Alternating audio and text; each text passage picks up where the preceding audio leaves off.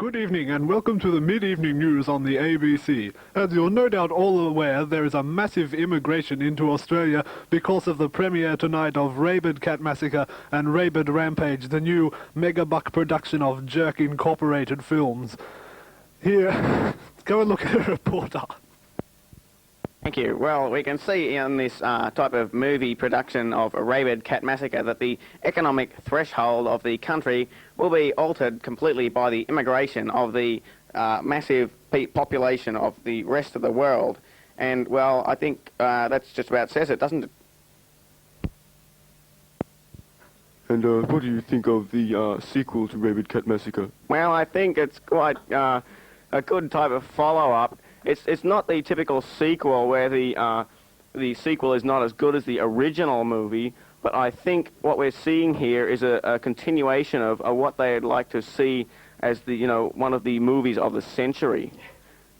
And this sort of reaction from the public of massive immigration is something. Well, that's enough of that bore. On the lighter side, New York is in flames and missiles are headed towards Moscow in what has been termed World War III.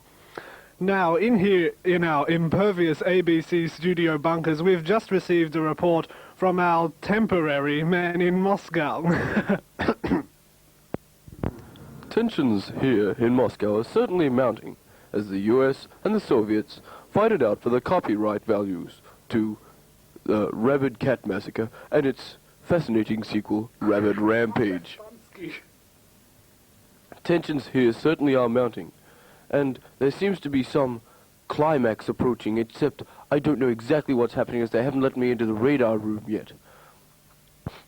And Mr. Andropov, no, he's dead. Mr. Chernenko will be deciding a report on the Teachers Federation strike, and Mr. Mulock today said, and we think that possibly the rights for Rabid Cat Massacre may not be given to either Soviet Union or America. We have a short report on this after.